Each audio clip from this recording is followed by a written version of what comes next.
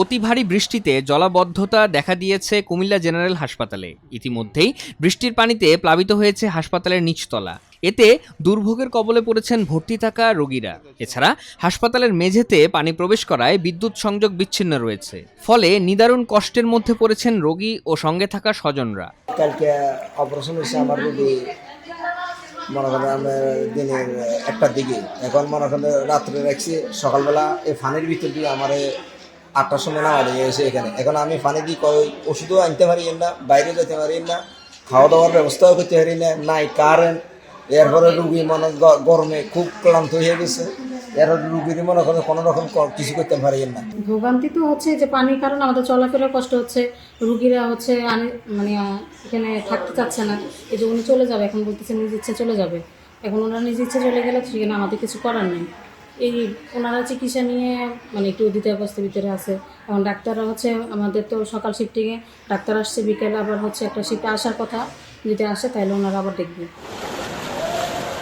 এদিকে টানা বৃষ্টির ফলে সৃষ্ট জলাবদ্ধতায় নগরীর বিভিন্ন এইচএসসি পরীক্ষা কেন্দ্রে সময়মতো পৌঁছাতে পারেননি অনেক পরীক্ষার্থী। যদিও তাদের নিরাপদে কেন্দ্রে পৌঁছাতে সহায়তায় মাঠে ছিল কুমিল্লা সিটি কর্পোরেশন। এ সময় যেসব কেন্দ্রে হাঁটু সমান পানি জমেছিল সেখানে নৌকার ব্যবস্থা করা হয়। তারপরও কেন্দ্রে পৌঁছাতে অবর্ণনীয় ভোগান্তি পোহাতে হয়েছে শিক্ষার্থীদের।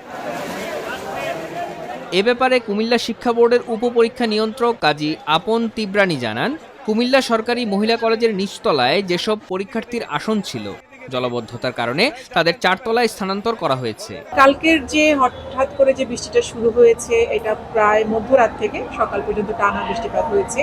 এই জন্য পরীক্ষা সংক্রান্ত আসলে কোনো সিদ্ধান্ত নেওয়াটারও সময় পাওয়া যায়নি। তো আমাদের সবগুলো কেন্দ্রেই ভালোভাবে পরীক্ষা হচ্ছে। আমরা যেটা নিয়ে একটু অভিযোগ পেয়েছি সেটা হচ্ছে কুমিল্লা সরকারি মহিলা কলেজ। তো আমরা সকাল থেকেই আমাদের এখানে আমাদের শিক্ষা বোর্ডের কর্তৃপক্ষ আমরা এবং সিটি কর্পোরেশন থেকে আমরা এসেছেন এবং জেলা প্রশাসক এসেছেন, এবং পরীক্ষার্থীরা আসার সময় যে রাস্তায় একটু ভোগান্তির শিকার হয়েছে, একটু বলি বা একটু বেশি বলি।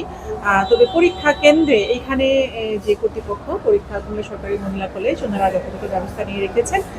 ওদের নিচতলায় যে ছাত্রীদের পরীক্ষার আসন বিন্যাস ছিল, এটা ওনারা তড়িৎ গতিতে ওনারা 4 তলায় স্থানান্তর করেছেন এবং পরীক্ষার্থীরা বেশ ভালোভাবে পরীক্ষা দিচ্ছেন।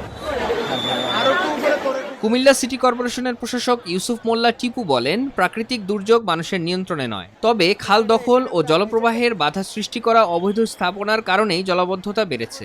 এসব অবৈধ স্থাপনা উচ্ছেদ এবং জলাবদ্ধতা নিরসনে চলমান কার্যক্রম আরও ত্বরান্বিত করা হবে। বাংলাদেশ সরকারের মাননীয় প্রধানমন্ত্রী উনি অত্যন্ত সচেতন, উনি কিন্তু সারা দেশের খবর রাখেন। কিছুক্ষণ আগে তিনি আমাকে ফোন করেছেন এবং তিনি বলেছেন যে তোমার এখানে কয়টি হলে পানি উঠেছে। আমি বলেছি স্যার আমাদের এখানে একটি হলেই পানি উঠেছে, একটা পরীক্ষা কেন্দ্রে একটি কেন্দ্রেই মাত্র পানি উঠেছে। বলছে এটার কি অবস্থা? তখন আমি ওনাকে বিস্তারিত জানিয়েছি যে স্যার আমরা এখানে অবস্থান নিয়েছি সকাল থেকে এবং নির্বিঘ্নে যেন স্টুডেন্ট পরীক্ষা দিতে পারে সে ব্যবস্থা করেছি, এবং চেয়ারম্যান সাহেবের সাথে কথা বলে আধা ঘন্টা পরীক্ষার্থীদের পরীক্ষার সময় বাড়িয়ে দিয়েছি। 13 জুলাই কুমিল্লায় দুপুর 12টা পর্যন্ত 139.4 মিলিমিটার বৃষ্টিপাত রেকর্ড করা হয়। এতে কুমিল্লা জেনারেল হাসপাতাল সহ অনেক শিক্ষা ও ব্যবসা প্রতিষ্ঠান প্লাবিত হয়।